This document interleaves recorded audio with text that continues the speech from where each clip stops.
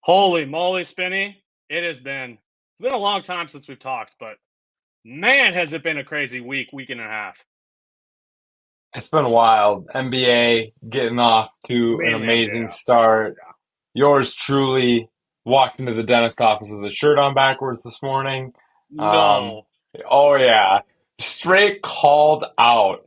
Sit down in the chair and the hygienist goes, "Hey, not to be a jerk, but you know your shirt's backwards, right?"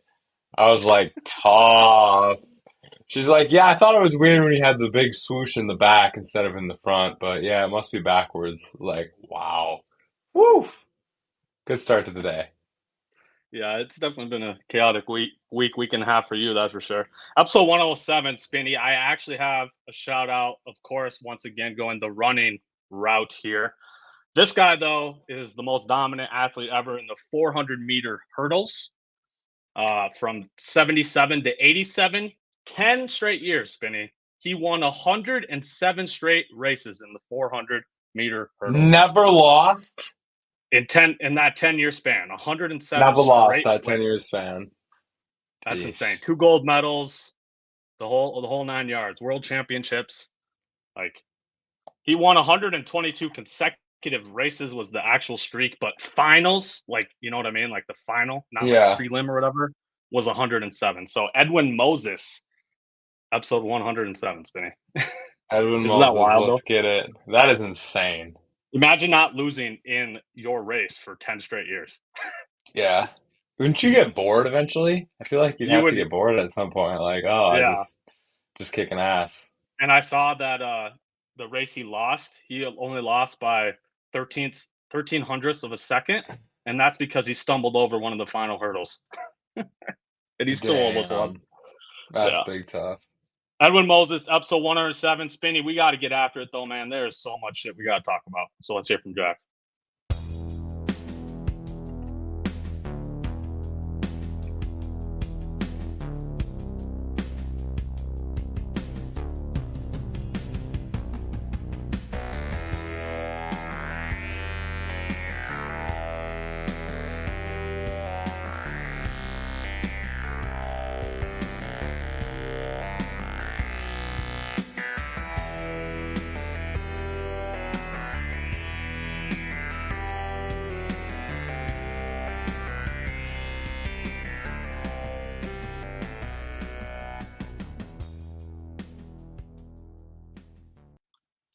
We got to start episode 107 off, though, Spinny, with some fat L's and big dubs. It's been a while. It's been since episode 92.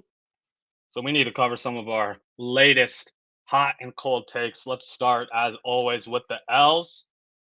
A lot of these are going to stem from the preseason NBA episode we had back on episode 78 and 79. That's where we gave a lot of our NBA predictions.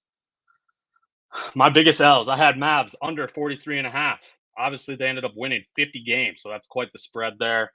Rockets under 32 and a half. They ended up winning over 40 games, so that's even bigger spread. Pels under 44 and a half. They obviously made the playoffs. And in my playoff predictions, I had the Kings all the way up as the 2 seed, and they didn't even make it through the play-in. They didn't even make the playoffs at all. So those are my biggest L's from episode 78 in the preseason episode. I was very off on a lot of teams. Yeah, me as well. The whole NBA over under section. My C's had under 54 and a half. What? Obviously they won 65 games, so Yeah. that's a big toughie right there. Also bottom of the barrel had Blazers over, Rockets under, and my second biggest under, Pels under 44 and a half. All L's, all fatly wrong. Um, Oh, Not to mention, yeah, get into pick your of worst both ones here. conferences. Favorite pick of both conferences. Spurs over 28 and a half. Obviously, that is That was not his something that verbatim. happened.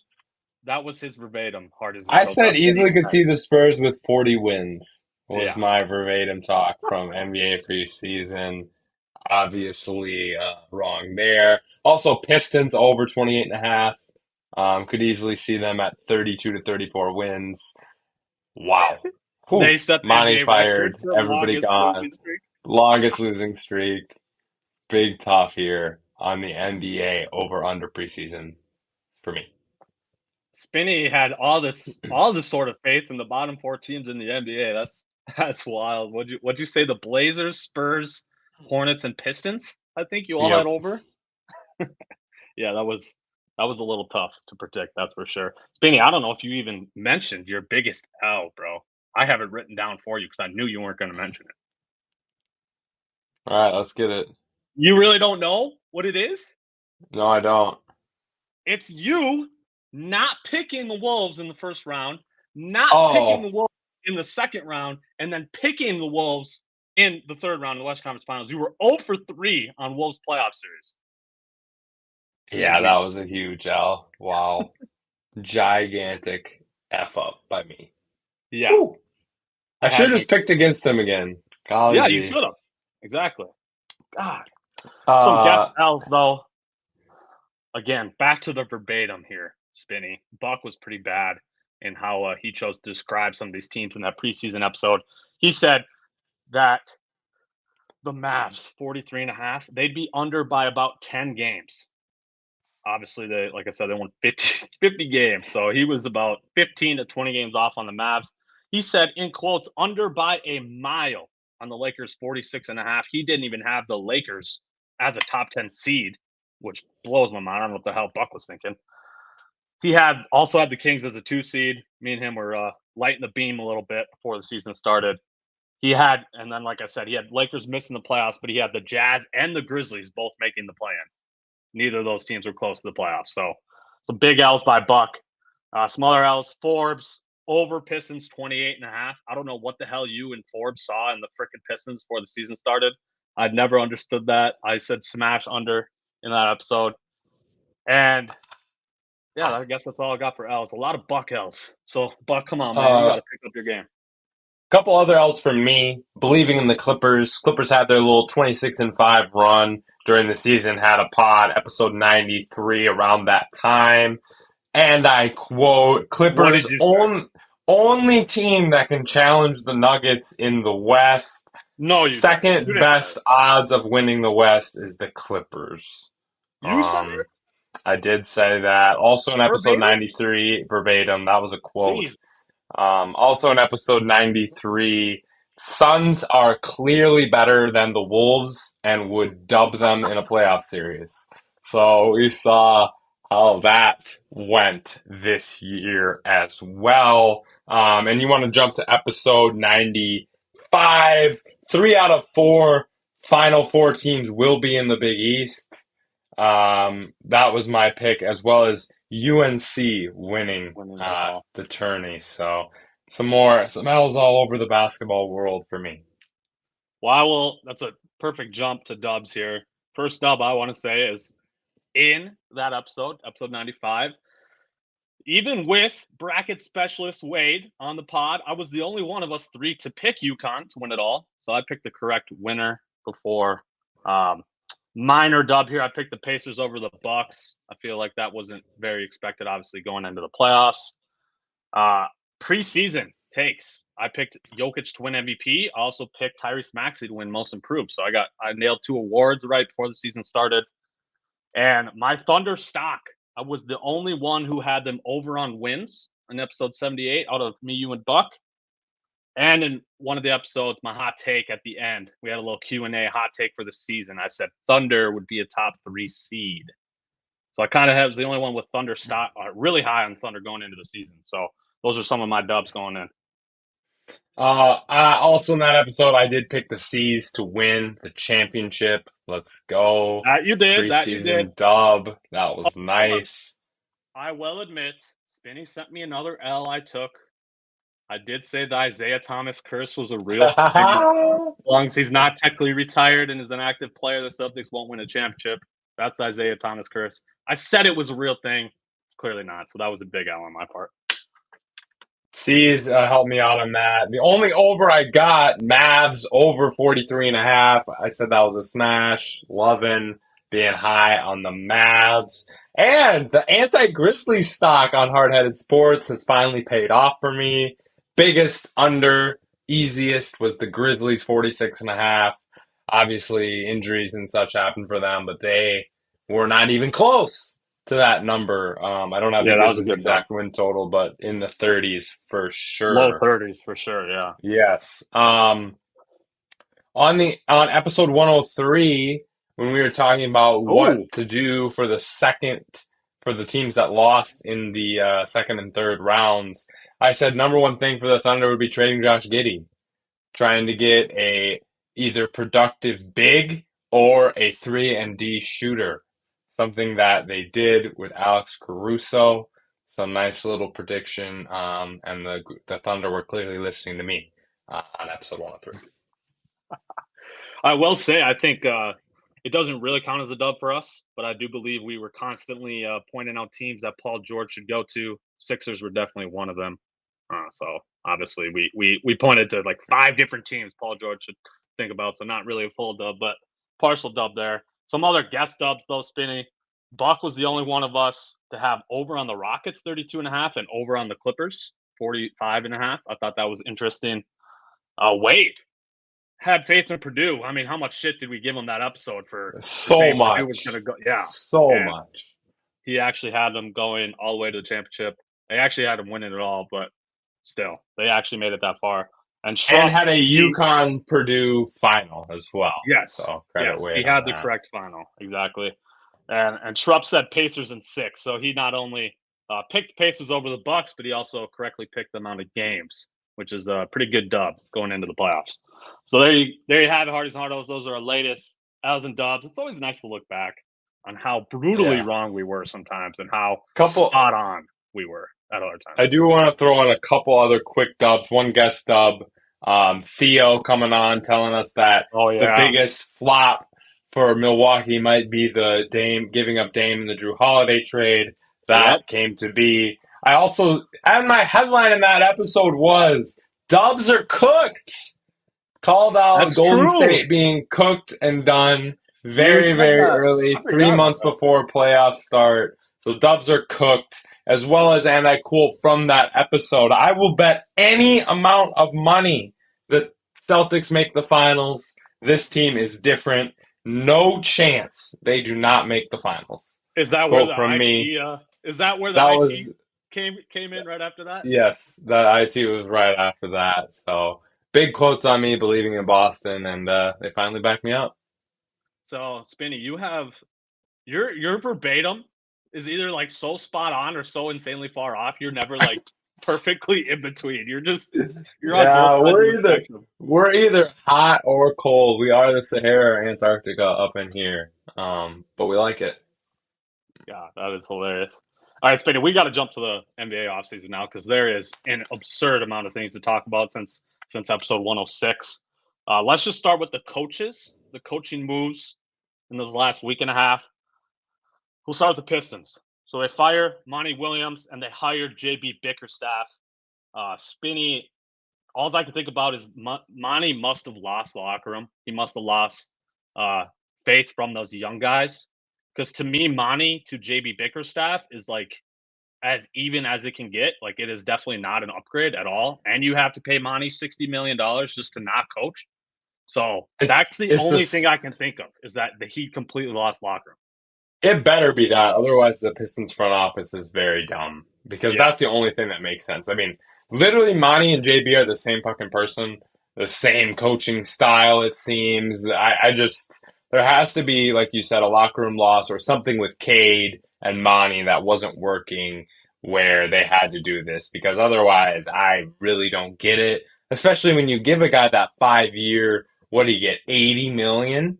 So, Yeah. Or whatever somewhere absurd number. 75, whatever, something in that range. When you give a guy that much and your team is that bad in Detroit, you also think you're going to give him a long leash. So that is Yeah. where it doesn't really Good make sense point. either. You're thinking he's at least getting that 3, 4 year leash when you're giving him all that and you know the improvements you have to make. So that's the portion of it I don't understand either where they were going. So there had to be something more, locker room issue, Cade issue, something in that realm. Let's be honest, Spinny. I don't think me, you, any of the sports media out there, I don't think any of us know what the hell is going on in Detroit. That No, we is haven't. We haven't since about about 2007. Yeah, I was gonna say that's about as poorly run of an organization as there is out there in professional sports. The Caps. So they fired JB Bickerstaff. Obviously, they hired Kenny Atkinson. This is his second head coaching gig, as you remember. 5, The 6, 7 years Nets. ago, he was with the Nets. Yes, correct. What do you think about this one, Spinny? Was he the one that KD and Kyrie got fired just to hire Steve Nash, who they then got fired Correct. again? Okay. Correct. So I don't think Atkinson really had a fair beat in a chance as head coach, especially with Harden and Kyrie and KD and all that was going on, the first time head coach in a dysfunctional organization. So I am hoping he gets a real shot here. I think Cleveland is good. Mitchell obviously just signed the 3-year extension. That's good, other than the fact he's probably going to demand a trade in a year anyway. Because I don't Yeah. think him and Garland are going to work ultimately together. But I don't think they went huge upgrade or anything from Bickerstaff to Atkinson. Players around the league seem to really like Atkinson, so hopefully he can prove his worth there. But he's going to have a hard time. I mean, we got the Bucks, you got the Knicks, you got Philly, and you got Boston. I think all four clearly probably better than you right now. And you got to solve the Evan Mobley situation. Like, where's this guy's improvement been year to year, especially on the offensive end? Like, that's something you really got to The, focus on if you're going to be successful with that Cleveland job. their twin towers don't make any sense because, like you said, Mobley hasn't gotten any better. He can't shoot. So, like, I don't get the Allen and Mobley pairing when neither of them can shoot. Like, that clearly doesn't work. So, I think it's time for them to move on from one of them. I'm pretty much with you on everything you said. Kenny definitely deserves a second chance. Didn't definitely get a fair one in Brooklyn. I'm just not the biggest Kenny Atkinson fan, so I don't really see this as an upgrade from JB. So I kind of question it from that standpoint. But again, it's not like there's not an Eric Spoelstra out there to sign, right? So why not go for this guy who didn't really get a first chance and give him a second opportunity? So I like it from that standpoint. The big one, obviously, Spinny. The Lakers hired JJ Redick, who has had zero head coaching experience at any level other than coaching his son's youth program when he's in like third grade or something. Spinny, we talked about this a little bit on the pod, man. But what do you think about this fit? Are you buying all this crap that this is all orchestrated by LeBron? This is only to appease LeBron because that doesn't necessarily make sense to me when LeBron's almost out of the league. I feel like you need to hire somebody that is going to be here for after LeBron, right? You can be on a podcast with somebody and not think they would be a great NBA head coach. So I don't necessarily buy into the LeBron piece with this because I don't necessarily think being a podcast partner with someone means that you would want them to be your NBA head coach or you think they'd be good at it. I'm not gonna lie. I don't think that that's a jump that is necessarily fair to make with LeBron. I I don't hate the Reddick hire. I know he has no experience. I know they're taking a big shot. It's worked out only a couple of times. We kind of went through it on episode. What was the first episode we talked? I want to say 102 or 103. The first time we talked about this JJ thing before the whole Dan Hurley and all that. About went through all the head coaches who have been hired their first time, and basically only two were successful with their first team, and only three out of the seven successful at all. Doc Rivers being later, Steve Kerr really the only one super successful with his first organization. And Kerr had been in the scouting department with Phoenix and in previous front office experience. It wasn't like media straight to coach. So he's going to have some hurdles and stuff. I think it's hard when I feel like the front office messed up again. Like I'm sorry, we're gonna jump the gun, but we're gonna go to Clay Thompson a little bit because I gotta spin this Do it. in Do it. relation. But you can't tell me that this man's dad is the announcer, was a legend for the team.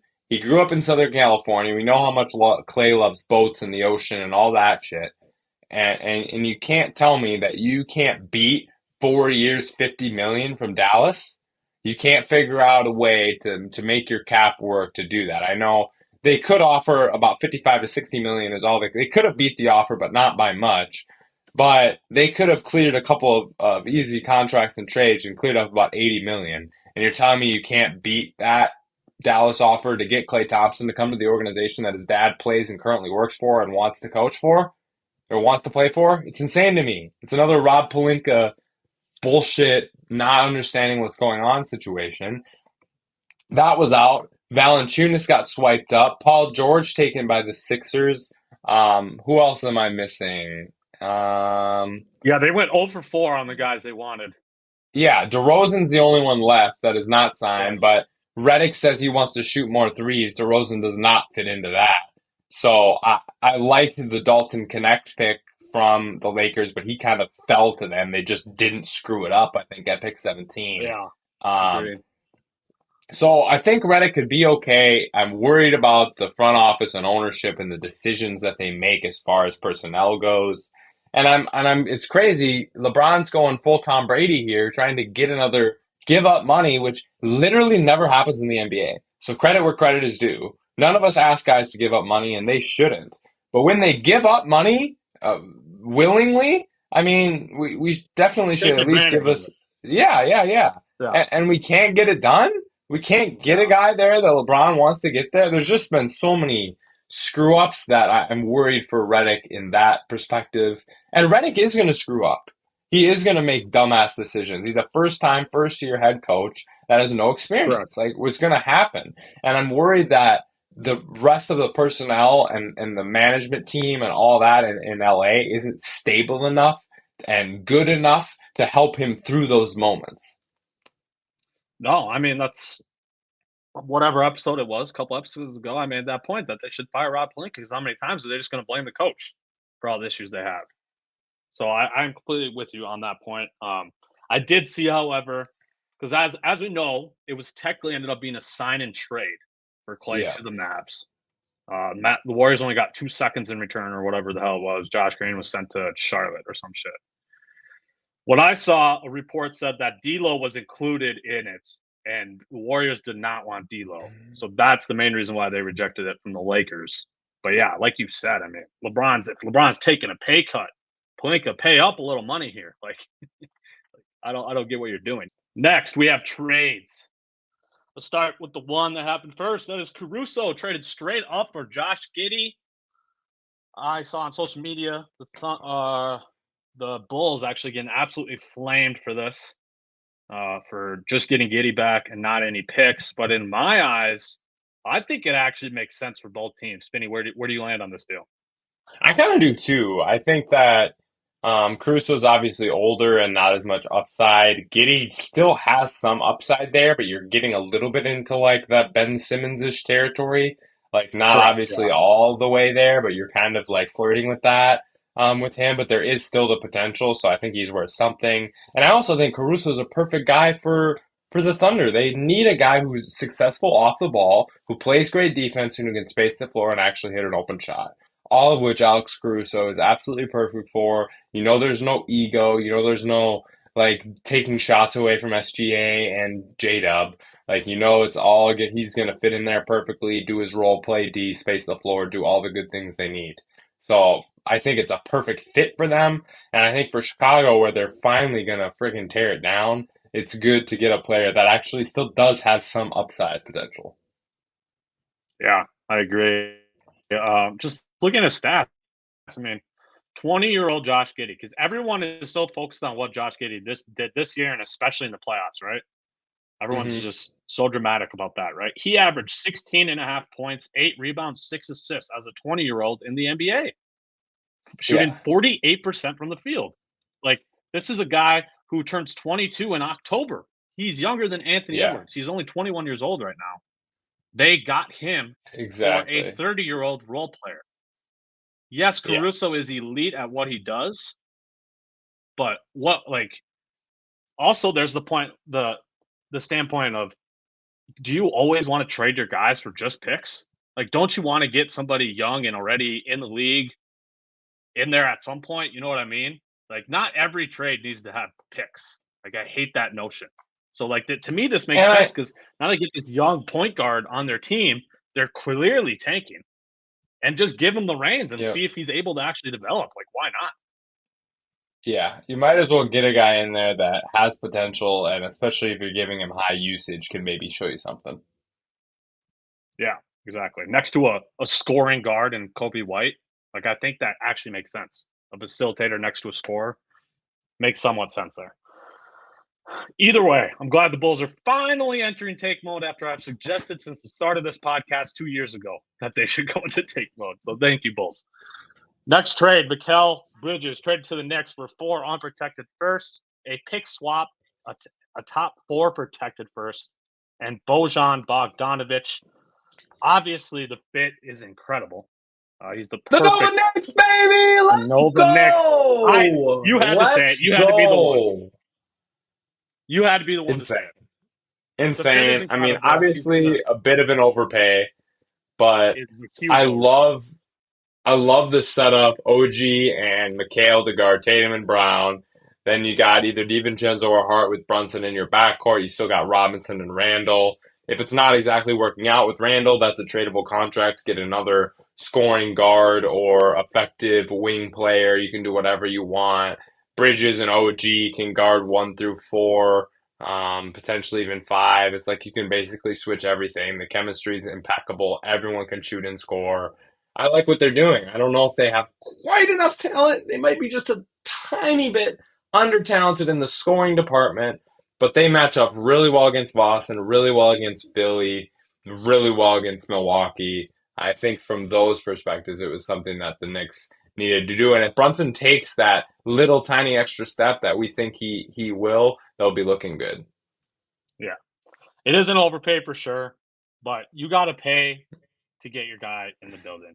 They're willing to pay that price because he is, like we've been saying, the ideal fit for the Knicks. He's played with these guys, some of these guys in the past.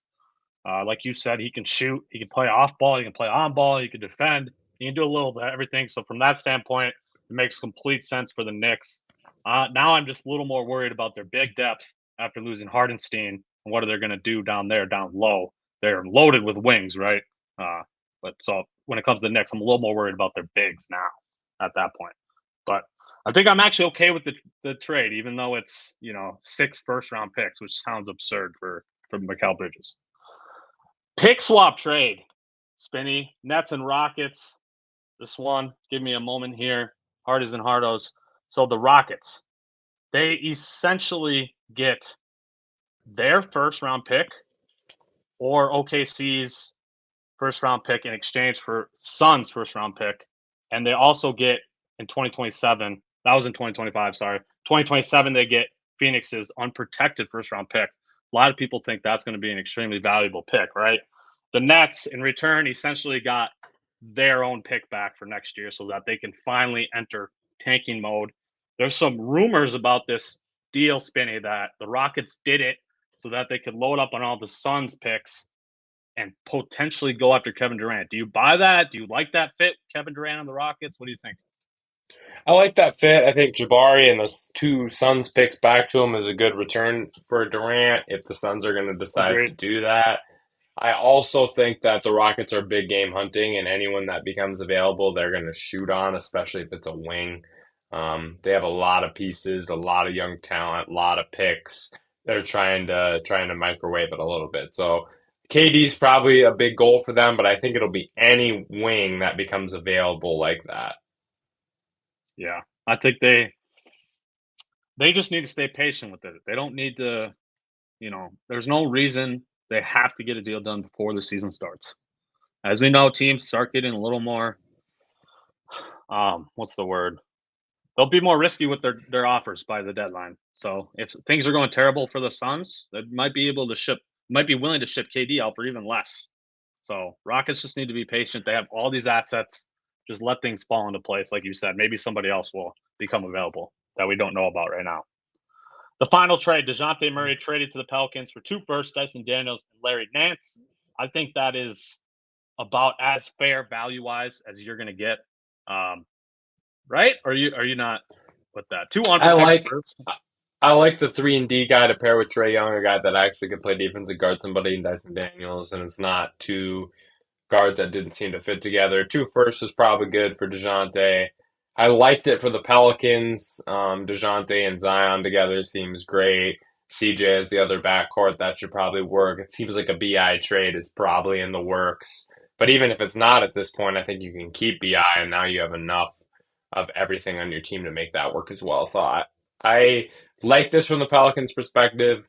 I'd give the Hawks like a C plus because you kind of knew they had to trade one of these two guys, but I don't mind the return they got back. I think it could have been better, could have been worse, but they're probably just above average on that return level.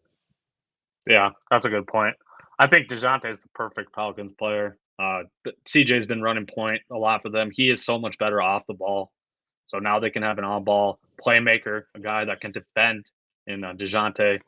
That's good. That they've been needing that for these last couple of years. So now, obviously, the question, as it always is with the Pelicans, is health. So uh, Ingram being traded. Do you think that is now for sure going to happen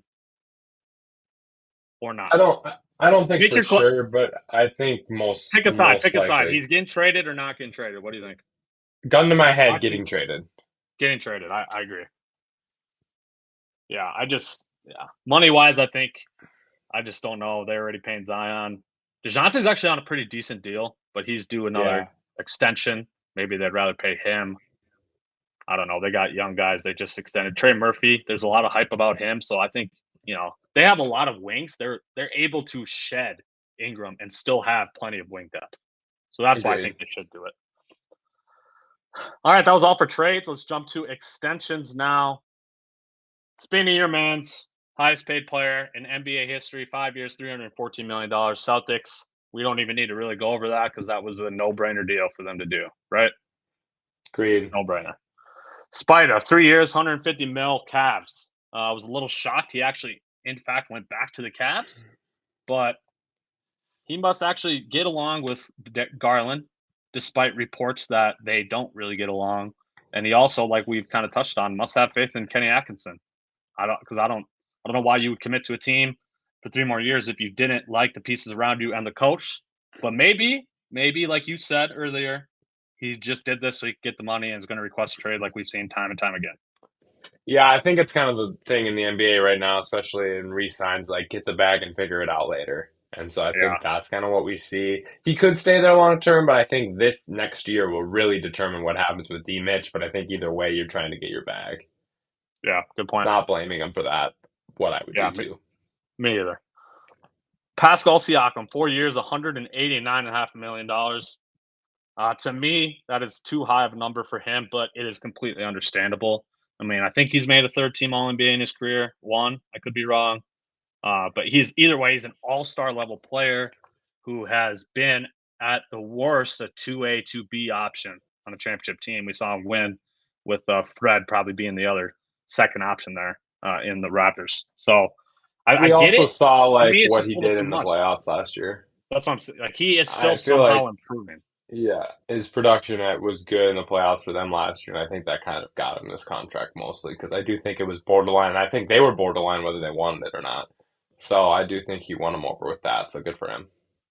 There's so many of these deals. I'm like, this is way too high of a number, but I get it at the same time. Like Yeah, I it's the hate NBA. being so in the I hate being so in between, but like sometimes you just got to pay these dudes. You This gotta. And why I I say don't that. know what. Go ahead. Make your point. Well, I was just gonna say this next guy, Scotty Barnes, 5 years, 270 mil. That's essentially what I was getting at. I had no way in hell I think Scotty Barnes is worth that much money every single year. That would essentially mean that he's going to be a one on championship team. I do not think Scotty Barnes is a one on championship team. I don't think he'll ever be a one on championship team. But you're the Raptors. You have nobody else on your team. He's by far your best player.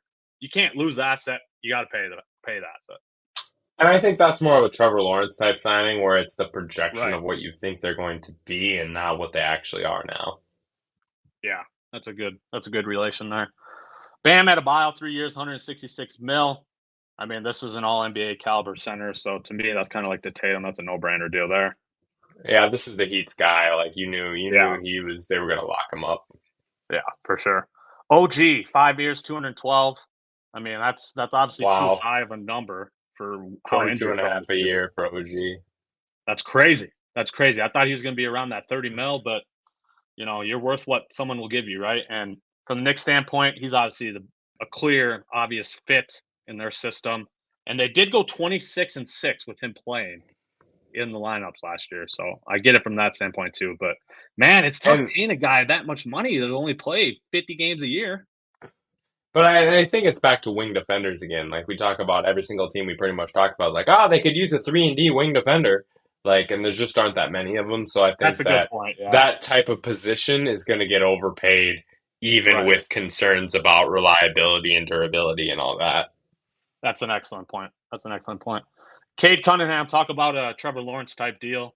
I mean, I don't know what he's really done so far. He's showed some promise, but to get paid 5 years, $226 million, I don't think he's quite worth that yet. But you're paying for what you think he can become, and obviously, Detroit Pistons are an absolute dumpster fire. He is by far the best player, just like the Scotty argument. So, from that standpoint, it all makes sense to pay him that money. Agreed. Your man, Derek White, 4 years, $126 million. Spinny, how in the hell do the Celtics have all this money to pay these guys? Yeah, nice little 32 a year ish, 31 and a half a year for Derek White. Love About it. the same for Drew. Yeah, I mean, we're talking about 260 between them and 600. We're talking about $850 million spent on Four those four players, guys, plus the Porzingis contract it's another as well. 70 mil. So, yeah, so we're, $900 million for the main guys here for Boston. But everyone's locked It's up now, crazy. other than Porzingis for 4 or 5 years. The team is set, is what it is, and hopefully they can win another ship or two in that time. Because if they James do, it's Harden. worth it. Oh, yeah. I mean, you got to send it. You just won a championship, so you're not going to just let these guys go. I would do Yep. it too. Harden, 2 years, 70 mil, back with the Clippers. This doesn't really surprise me. I assumed he was going to go back. I was a little He's, shocked that he still was able to get $35 million, but we didn't know. I guess the second year is a player option too, so he could opt out. But I can't imagine next summer a team wanting to give him a multi-year deal for more than that. Can you? Probably not, but Harden's just trying to make up for some of the bag he lost in Philly, I think, and that was a Correct. lot of Correct. coming back here. And now without PG, obviously he'll have more of a role in the offense as well. Yeah, for sure. Last extension here, Spinny, low key one, but one I want to comment on. Malik Monk, 4 years, 78 mil.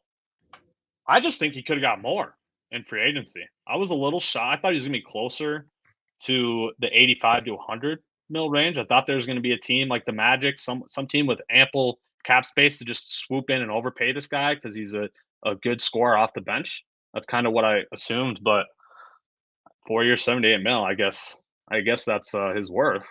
Were you shocked by that or no?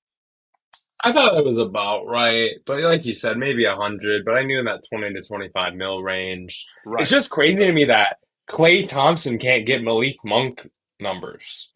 Because I still think at this That's point wild, they're right? about the same player to me. I understand Clay's older and all that, but that's crazy to me that that is Well, not a let's number he could get. yeah, let's talk a little more about Clay's number here. We'll jump to free agents. 3 years, 50 mil was Clay's final number. He couldn't get to 20 mil a year. That I blows know. my mind, Spinning. Blows my mind. Agreed. Can't believe it. 16 and a half a year is wild to me. Think about this too. Last summer he was offered a 2 year, $48 million extension by the Warriors, and he declined it. 24 mil a year he could have made for 2 more years. He declined it. That's weird. Obviously the fit's perfect though. Clay next to Luca. That's Yeah. that's Clay is obviously a the most shooter on that ideal. team. They give a little bit up on defense with the Derek Jones loss, but also the spreading the floor ability. Luka's just going to spoon feed Clay open threes. Yeah, for sure. The biggest free agent name, obviously, this summer was Paul George. He inked a 4 year, $212 million contract with the Sixers. This is kind of like OG. This is way too high of a contract for someone so injury prone, in my opinion. He's also 34 years old, so he's going to be 38 by the end of this contract. Like Paul George is no LeBron James. Like, I'm sorry, but he's not. $50 million. I think that's a little risky. But when you're the Sixers, who have an MVP candidate on your team, a guy who just made his first All Star game and is trending towards a stud in Tyrese Maxey, you 1,000,000% have to send it at the title. So from that standpoint, it is absolutely the right move by the Sixers. Slight overpay. No one else wanted it on the market in a competitive team, but Sixers had to do it. So we'll see how good they end up being, or if they turn into what my headline says, the second round Sixers. What they've been with Embiid. It's not like Paul George bringing this crazy playoff winning experience. I think Maxi's going to be the X factor because he kind of looks like he doesn't give no shits even in the playoffs. His performances seem to improve, so maybe Maxi's really the X factor for how far the Sixers can go. Spinny, my headline also ties into Paul George. Won't trade. You know what that means? Worst of all time. Worst of all time, is it? I mean, it's got to be in that potential conversation here. Shai Yeah, Gilgeous alone, that alone makes it so freaking bad. Shai Gilgeous, right? I'm trying to think. Maybe I'm jumping the gun, but is Shai already better than PG was at his peak? It's close. It's at least close. Yeah. It's pretty damn close, yeah. I would say yeah, slightly better SGA right now than Paul's peak. He was traded for SGA, 2022, 2024, 2026 Clippers unprotected first, a Miami 2021 unprotected first, a Miami 2023 lottery protected, and then 2 pick swaps. So they still have an unprotected 2026 Clippers first and a swap with the Clippers next year. Both those picks would be pretty enticing. Not gonna Agreed. lie. I So mean, yeah. they got I mean, they got Jalen Williams out of this deal too. yeah. So SGA, Jalen Williams, and now 2 more enticing picks coming in. Ooh, that's a crazy, crazy deal. I also want Sammy to. P did it again. Sammy P did do it again. That is facts. That dude is an insane GM. But Paul George, Spinny, he deserves a little hate, man. I actually like him. I love listening to his podcast. I've always liked him as a player. He is a fun player to watch. But we need to hate on this man more for how many freaking times he jumped ship. We always call out Kevin Durant for this, right? Paul George is doing it more than him. I want to retire a Pacer, but then demands a trade. What are we talking about? I signs an extension with the Thunder. I want to retire a Thunder. I'm here to win a championship. Then ask for a trade to the Clippers. Same thing. I want to retire a Clipper. I'm from LA. I need to bring this team a championship. What happens? They don't even get out of the freaking second round because they can't stay healthy. And now he leaves again because he's apparently mad they didn't give him a 4th year. Like, I'm sorry, but Paul George needs some hate for all this hopping around. Like, it's insane. And if his name was Kevin Durant or LeBron James or anything else, he would receive next level hate. Yeah, but Paul George isn't in that greatest players He's not, though. era You're like right. those guys. Right. He's not quite at that level, so the criticism isn't going to be as much. And let's be honest, Paul George is a nicer, more likable guy than Kevin Durant, so he's going to get more of a break because of that. All right, that's fair. I can't even argue that point. I won't. Isaiah Hartenstein, 3 years, $87 million for the Thunder. Perfect Thunder player. I've been begging them to get another big in there. This is a guy that's going to be physical, do all the dirty work down low, save Chet some health issues potentially. So I love from that standpoint. I don't think he's worth $30 million. I think this is your classic overpay following a good playoff performance. I mean, we see that time and time again throughout NBA history where a player does really well in the playoffs and then gets paid more money than they're probably worth. But when you're the Thunder, you have all these trade assets or draft picks you can trade still. You have all this cap room. You still are a couple of years away from Chet and Jalen Williams extensions. It fits their timeline perfectly. And the additions of Hardenstein and Caruso, man, this is a scary team, Spinny. Are they to the level of the Celtics yet or no? No, definitely not at the level of Celtics, but they are good. It'll be a very competitive West, but I think they've set themselves up very well to win that right now. This will be Hardenstein's 7th season in the NBA and his 6th team already. Career averages of 6 points and 6 rebounds a game and 18 minutes per game. This guy got almost $30 million a year. Just crazy to think about it from that standpoint. Tobias Harris, we talk about bag finessers. This guy is the GOAT bag finesser. You got the GOAT bag fumbler in Dennis Schroeder and the GOAT bag finesser in Tobias Harris. Because, my gosh, 2 years, $52 million. I roast Hardenstein for his career averages. Tobias Harris, 16, 6, and 2 assists is his career average over 13 seasons. He has never made an All-Star game or an All-NBA and has made over $300 million, which is the most ever for a non-All-Star. Let's I go, can't even say Kobe. it. I can't even say it without laughing. Like, I what love is it. this? Make crap organizations like Detroit and Philly overpay for you. Let's go. They chose Tobias Harris over me? Infamous Jimmy Butler quote. Classic. Final free agent. This one is just going to be fun to talk about. Chris Paul, 1 year deal, probably a little retirement tour. It looks like 11-ish. They didn't release a final number. Looks to be over $11 million though. Lob City 2.0, Spinny with Wemby. Finally, they got this man a point guard. They can teach them young bucks a thing or two before CP retires. I love this. Yeah, I love it. I don't think it's going to make a huge impact, but I do like Yeah, the correct. mentorship But of the leadership, Castle. yes. Yeah, he's probably going to play about 22 to 24 minutes a game, but I do like the mentorship of Castle, and it'll be really fun to watch lobs to Wemby because we know we're going to see those. Yeah, definitely. Spinny, let's jump to our last segment now. We did not cover any pre-draft.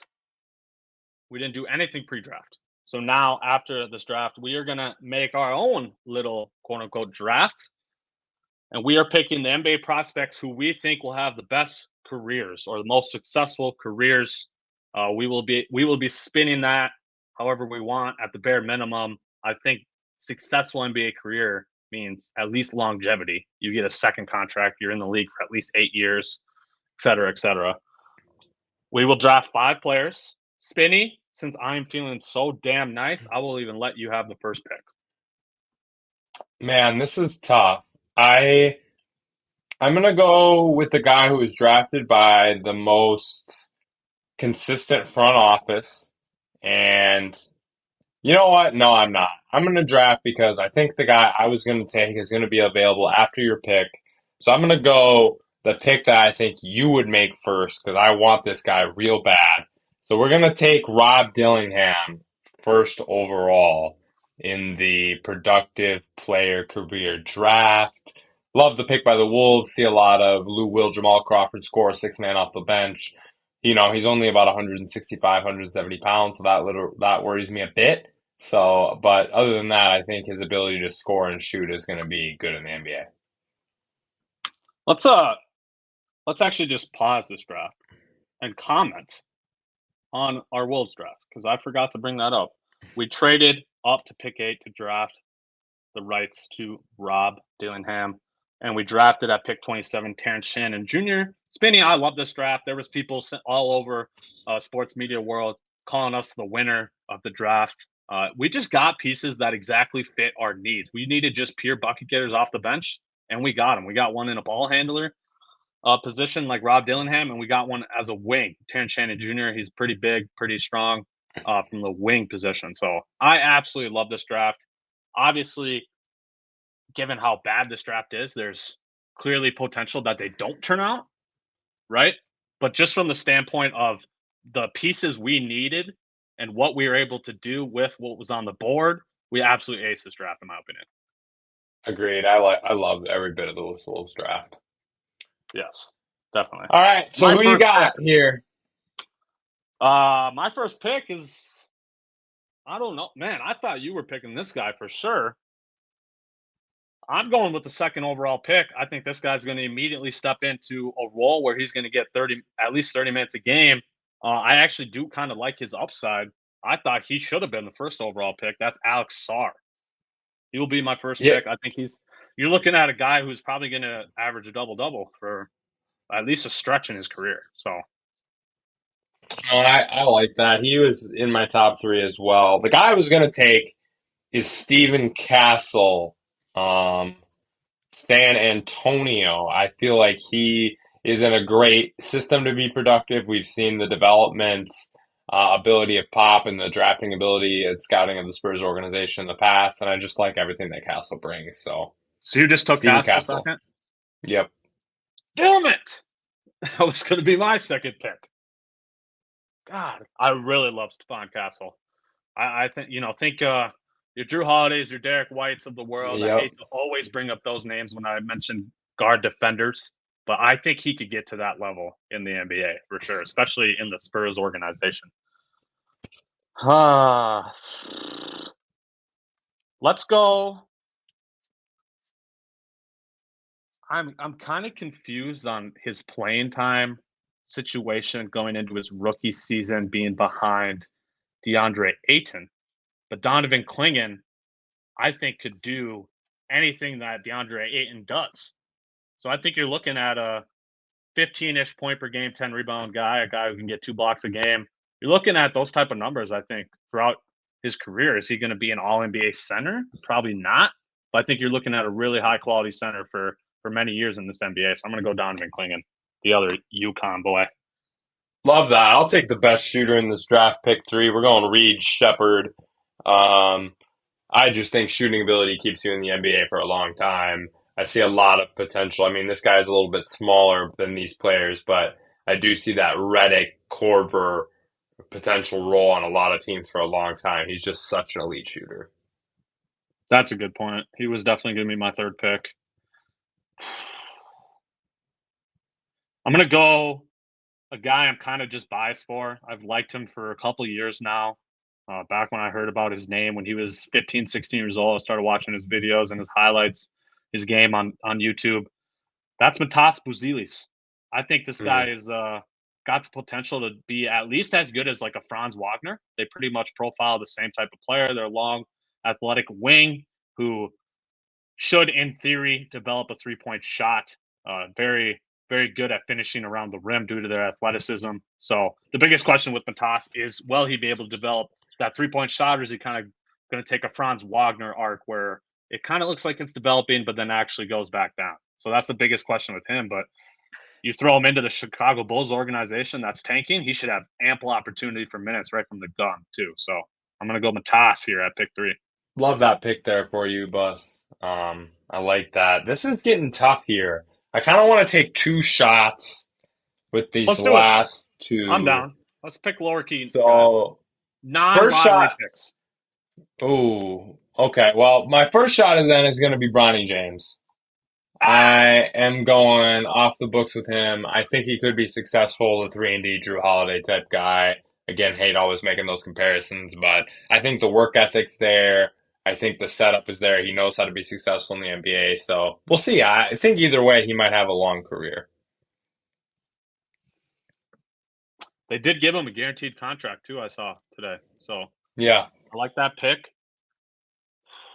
I should have maybe not said that until I was picking so that I could take Bronny, but I'll let you have him. My fourth pick, I'm going to go the shooter route. There's the same exact reasons for what you said for Reed Shepherd is going to be my reasons for Dalton Connect here. This is a guy that a lot of people had lottery projected and fell to pick 17. As you mentioned earlier, I think the Lakers kind of just didn't actually mess that up because he was just there rather than actually being Yeah. smart and picked him. Yeah. So I'm going to go Dalton Connect, a guy who I definitely thought would have been a lottery pick. He's just kind of a professional bucket scorer. Now, athleticism, physicality, these are things he'll have to prove at the next level, but his shooting ability will immediately translate. That's for sure. Agreed. Sorry, boss, I lied to you because I'm taking a lottery pick here. Fine. It's big tough. You'll have to get over it. But I'm taking the number 1 overall pick. Okay. Reisiger Someone coming has to to the do it. squad. Someone We has to. can't leave him off the squad. A little concerned. He's not really great at anything. Kind of pretty good at a lot of stuff. Not great at anything. Makes me concerned. Obviously, seems like attitude and consistency and discipline issues for him. Teammates don't seem like they have the best stuff to say about him from the past, and I just kind of don't love the overall demeanor all the time. Sometimes it's good, sometimes it's bad, but I do think this guy has upwards potential, and I feel like the number 1 pick needs to be in this draft. Fine. You're so lame for going back to Ah, that. Okay, I guess I will go. Man, because I really wanted to go to low key name here again. You know what? I'm going to go with the 10th overall pick. A guy whose brother is a stud in the league. A lot of people didn't know if he'd be good.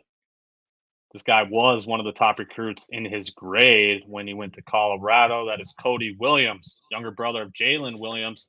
He's got almost the same body type as Jalen, yeah. about 6'6", 6'7", with uber long wingspan. I'm talking like Yeah. 7-foot plus wingspan. This guy's going to be a menace on the defensive end. Now, the question is, will his offense translate to the NBA? Obviously, that's the biggest question, especially for a one and done player who hasn't really developed his offensive game at all yet. But when we're talking about successful careers, I think he has the perfect prototype body for somebody you want as a wing defender. And the Jazz definitely need wing defenders. So he's going to be getting playing time right away. So I'm going Cody Williams to finish the draft. Spinny, what were your 5 picks? All right. Well, Hardies and Hardos, let's comment. Tell us who had the best team, and you can vote for my team. Obviously, the best: Dillingham, Castle, Shepard, Bronny, James, and the number 1 overall pick. Those are my 5. Vote for me because my team is about to kick Bus's team's Don't ass. vote for We Spinny. go for a 5 for 5. I'm getting that easy fat dub. Don't vote for Spinny because he's a rat and went back and chose the first pick after we said we weren't picking lottery guys. So that's a rat. That's a rat. So did you. So did you. Just I, okay. For the record, let it be known. Let it be known. Whatever. Alex Sarr, Donovan Clingan, Matas Buzelis, Dalton Connect, Cody Williams are my 5. Come on, guys. He picked all guards. I have long, athletic wings. We know that's in need in the NBA. We just talked about how these long, athletic wings sometimes get overpaid. But they gotta shoot. They gotta shoot, Bus. A lot of bricklayers on Bus's team. Parties and Hardos. That's all I gotta say. A lot of bricklayers over there. Connect 4. Yeah, you do got Dalton Connect, but other than that, a lot of bricklayers on Team Fetty. All right, y'all. Comment what you think and who won the draft of most successful NBA prospects. Remember that's the lens we did this through. Spinny, that's all we got for episode 107, the Edwin Moses episode. It was fun to get back on here after the chaos of the last 10 days. But also, I do want to comment on that. That's why we waited a while. Obviously, Hardy's Hardo. Spinny and I were going to drop one late last week, and we're like, well, free agency open Sunday. So let's just wait a couple days because a lot of things are going to be cooking here. And that's exactly what happened. So I'm glad we waited. Hopefully it wasn't too much away for you, Hardies and Hardos. And we will see y'all again next week. Hug your friends and family and comment on our video, y'all. Comments. Helps the algorithm. Comments.